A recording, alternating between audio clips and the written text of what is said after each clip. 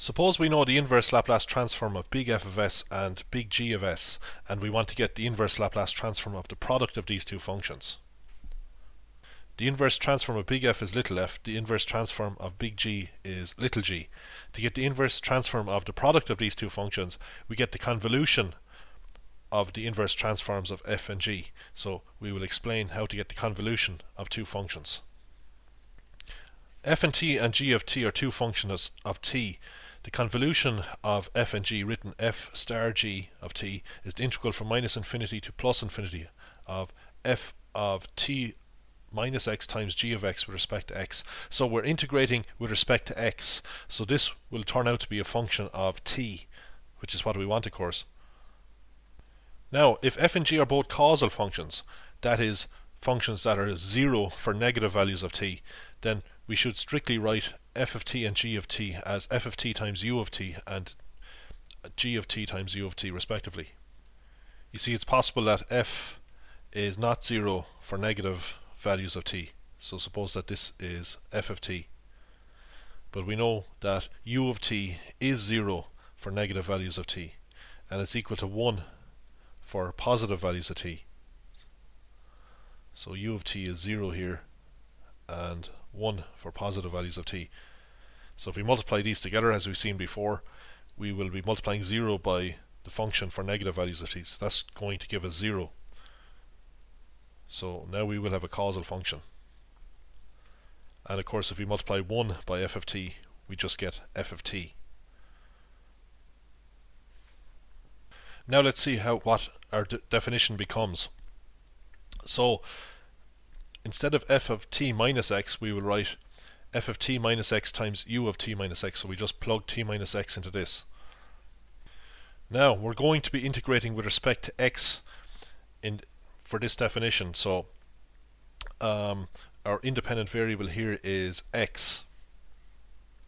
So let's suppose that this is our f of x times u of x. So it's a causal function. It's 0 for negative values of x. Suppose we shift x by an amount t. So x gets replaced with x minus t. Then we saw in a previous video that the graph is shifted over by t units to the right. So I'm assuming here that t is some positive number. Notice that u of x gets shifted over, and here we have u of x minus t. U of x minus t is 0 for values of x up to t. So this is something we saw in a previous video, although we have to be careful about our variables here. In the previous video, the independent variable was not x, it was actually t. And we were shifting by, say, an amount a. We replaced t with t minus a. We saw the step occurred at a. We just have to be careful here. We're shifting x by an amount t, so the step occurs at t, where t is some positive number. Our independent variable is x. Now, as I explained before, if f of x happens to be non-zero for some negative values of x, well, it won't matter when we shift the function f by an amount t to the right, because this part of the function is going to be killed off by the function u of x minus t. U of x minus t is 0 here, so that'll kill off this part of the function f of x. Now we don't want f of x minus t times u of x minus t. We actually want f of t minus x times u of t minus x. So we have to negate the arguments of f and u. So we have to minus the argument here, minus bracket x minus t. Well, that's going to give us what we want. It's going to give us f of t minus x. And if we negate x minus t here, we get the same thing, of course. So the question is, what does the graph of this thing look like? To understand this graph, let's consider some point b which is greater than t, and let's look at the value of this function at b. So we just plug b in for x and we get f of b minus t times u of b minus t.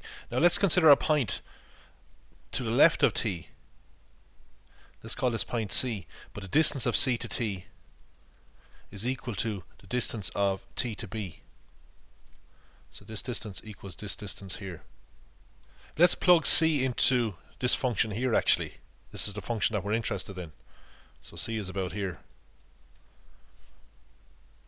Well, we just replace x with c, so we get f of t minus c times u of t minus c, whatever that is. It could be 0, but we will soon see that it's the same as this here.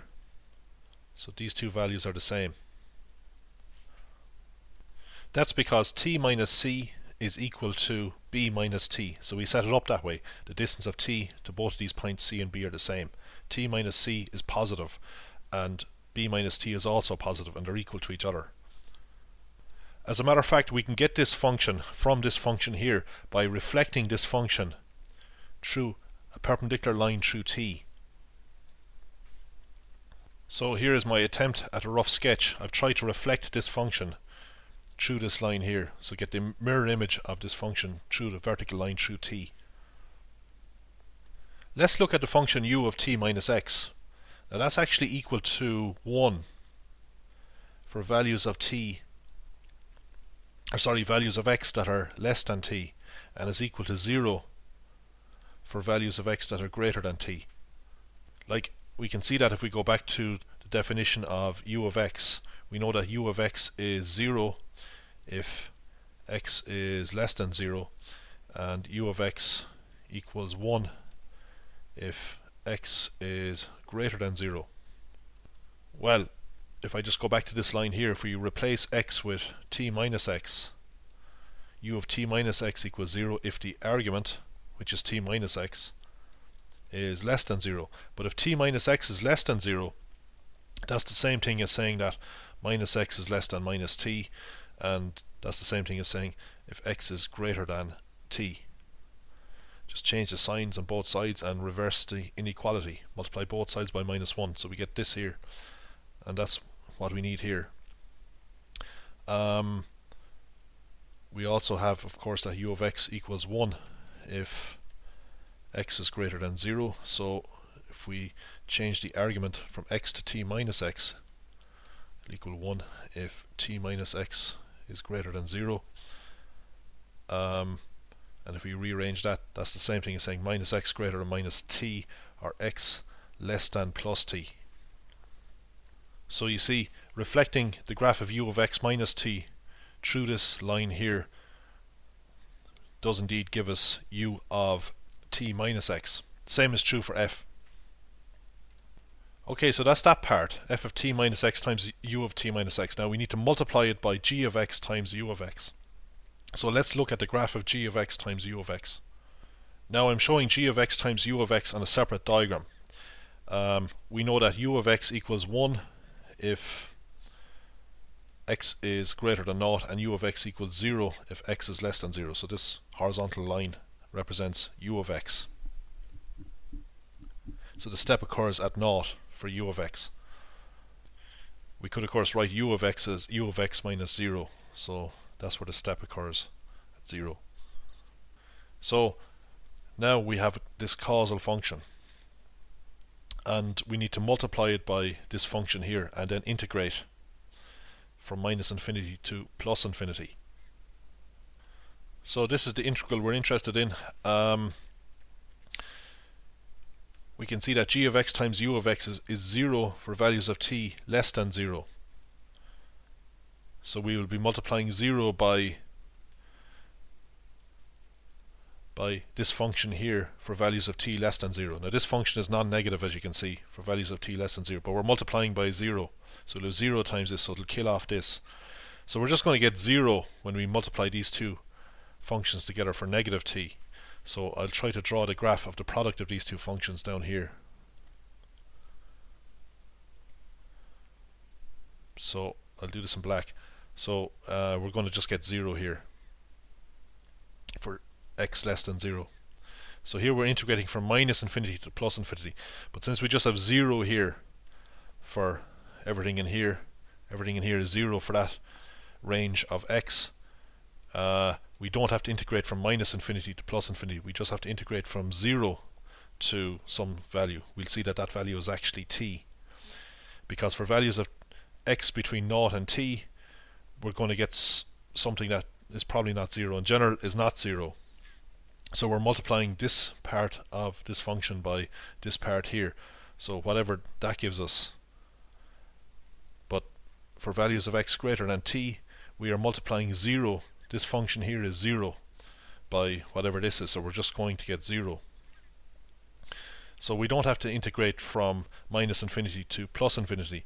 We only have to integrate from 0 to t, because our function is 0 for values of x greater than t. So our function is always 0 for values of x less than 0, and it's always 0 for values of x greater than t. So we only have to integrate over this range from 0 to t. So we just have this part of this function, that's f of t minus x,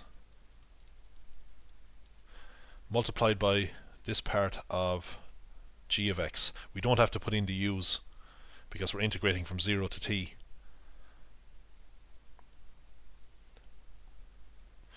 We could of course write in u of t minus x times u of x in here.